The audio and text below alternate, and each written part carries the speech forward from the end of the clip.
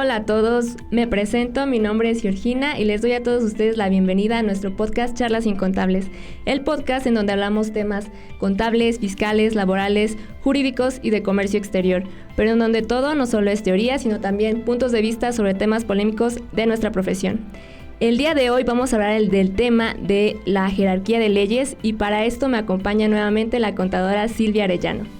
Hola Gina, buenas tardes, un gusto estar nuevamente aquí con ustedes en un episodio más de nuestras charlas incontables y con un tema muy interesante como lo es la jerarquía de leyes, que es de donde parte todo el tipo de normas y cómo debemos de irlas aplicando. Entonces pues comencemos. Sí, justamente me gustaría empezar diciendo lo que acaba de comentar contadora, que es muy importante saber cuál es el orden específico aquí en México de la jerarquía de nuestras leyes.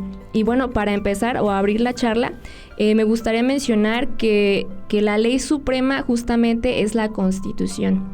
¿Es correcto, contador? Así es. Bueno, recordemos que tenemos la pirámide de Kelsen, que es la jerarquía de leyes que tenemos ahorita. Adicional, pues tenemos también por ahí algunas tesis ya de la Suprema Corte, donde se establece la jerarquía de leyes como debería de ser, ¿no? Y partimos de la premisa de que efectivamente la Constitución es la ley principal o es la primordial, de donde se basan todas nuestras demás leyes, siguiendo de ahí ya los tratados internacionales.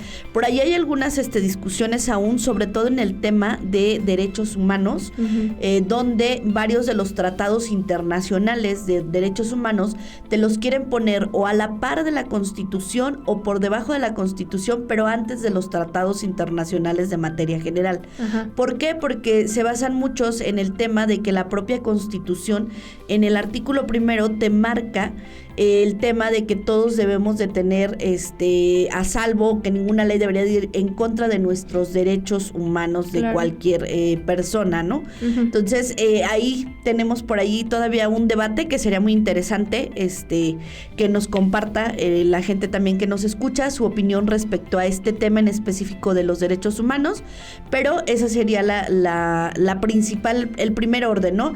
La Suprema Corte de Justicia los dividió en 3 bloques y el primero pues es la Constitución Política de los Estados Unidos Mexicanos. Justamente, y ahorita mencionaba que digamos como en segundo nivel o abajo de la ley suprema, que es la Constitución, se encuentran por ahora los tratados internacionales y justamente la Suprema Corte de Justicia de la Nación, en este artículo que también lo establece la Constitución, pues ahí se menciona que la Constitución va a ser la ley suprema, pero existe como una confusión porque ahí también en ese artículo se menciona que los tratados internacionales tienen como esa jerarquía, por así decirlo, y existió esa confusión de entonces ¿a quién le hacemos caso?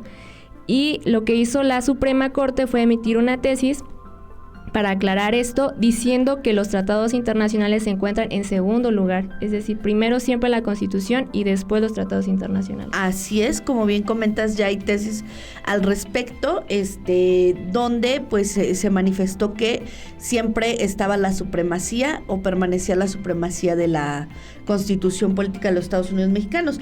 Posteriormente pues vienen los tratados internacionales, que cuáles son aquellos acuerdos internacionales entre los que llegan uno o más estados, o hablando de estados nos referimos a estados internacionales, no a los estados de la República, o organizaciones internacionales, porque no solamente pueden existir acuerdos entre 2 o más estados, sino también pueden existir acuerdos internacionales entre mismas organizaciones internacionales, ¿no? Entonces, esos serían los acuerdos internacionales a los que se les tendría que hacer caso y los que vendrían, como bien comentas, en el segundo peldaño que nos marca, y es ahí donde muchos meten también a la misma par el tema de los derechos humanos, o unos los ubican arriba de los tratados internacionales porque no pueden o se dice que no deberían poder contravenir a los derechos humanos los tratados internacionales. Sí, justamente como digamos que está eso como todavía en la mesa, ¿no? Por así decirlo. Ok, y después de los tratados internacionales nos encontramos con las leyes generales, por así decirlo. Aquí podemos encontrar el Código Fiscal, la ley del ISR, la ley del IVA, del Seguro Social, etcétera. Pero justamente nos dicen estas leyes que se respeta lo que dicen los tratados internacionales.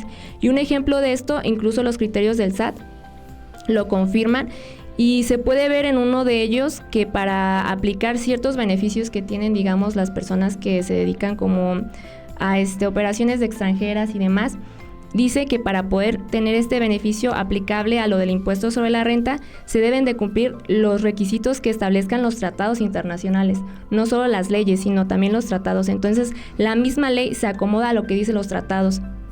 Y ahí se puede ver que se respeta la jerarquía. Así es, el artículo de que hablas es el que trata sobre el tema de el acreditamiento del impuesto sobre la renta pagado en el extranjero por obtención de dividendos y demás, o utilidades que se hayan repartido, y como bien dices, incluido los de para evitar la doble tributación, te dice la ley del impuesto sobre la renta. Primero vas a tener que cumplir con lo que te diga el tratado, y luego vas a cumplir ya con ya vas a tener derecho a lo que te estamos diciendo aquí en la ley, como bien comentas. Exacto. Entonces sí, el orden va en esa secuencia, y ya posteriormente pues tenemos lo que son los reglamentos, lo que son las misceláneas, lo que son todos aquellos reglas individualizadas, o normatividades individualizadas, que ya son más como complemento a las leyes, o para regular algo más adicional, algo que se nos pasó. Y como podemos ver en este sentido, pues la resolución miscelánea estaría hasta el fondo de la pirámide, de la jerarquía, y sin embargo, tristemente vemos que aquí se nos voltea y primero va la miscelánea, o pareciera que para la autoridad primero va la miscelánea y luego van las leyes. Exacto. No le dan esa fuerza que deberían a las leyes, y ya nada más lo justificamos diciendo, pues es que la ley dice que para en este caso en específico, la autoridad tiene derecho a emitir sus normas de carácter general para explicarnos y para regular esto. Entonces ahí es donde ellos dicen que le dan ese poder a la miscelánea. Sin embargo, en estricto sentido, recordemos que la miscelánea no debería generarle obligaciones al contribuyente, cosa que no es así. Lo dejamos ahí como un dato. Y como otro dato, Gina, la jerarquía de leyes de la que estamos hablando ahorita es la jerarquía de leyes generales. Sin embargo, creo que es importante que toquemos el tema de cómo se va dando la jerarquía de leyes, hablando en el tema fiscal. Evidentemente no tenemos una pirámide como la jerarquía de leyes general, pero sí podemos irla armando nosotros mismos de acuerdo a esta misma pirámide, ir sacando cómo es nuestra pirámide para temas de leyes fiscales, ¿no? ¿Y cómo sería? Pues primero igual, está la Constitución, que incluso es de donde emana la obligación de contribuir al gasto público, y de ahí se derivan los impuestos, y de ahí se van derivando las leyes que rigen fiscales que rigen esas materias, ¿no? De ahí sale la ley del impuesto sobre la renta, de ahí sale varias normatividades por la contribución al gasto público.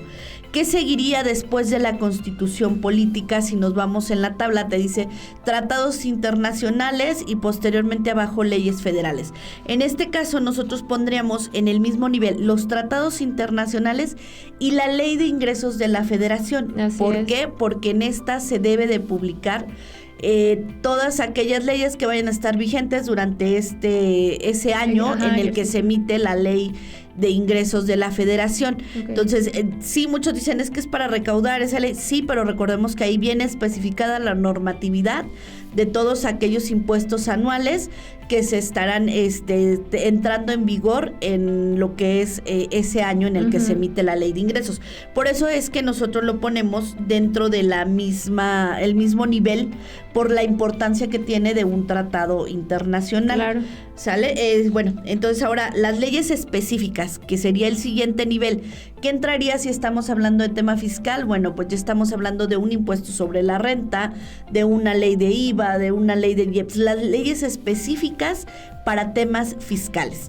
Inclusive ahí entraría lo que es el Código Fiscal de la Federación, que iría un poquito más abajo de las leyes fiscales, porque recordemos que va primero la ley específica y luego si en la ley específica no tienes o no viene regulado esa parte, pues entonces te vas al Código Fiscal. Y si en el Código Fiscal no viene, ¿qué sigue? pues te vas al tema de, bueno, a los reglamentos primero. Ajá, claro. Te vas a los reglamentos, que sería el siguiente paso, el reglamento de cada una de las leyes, el reglamento del código.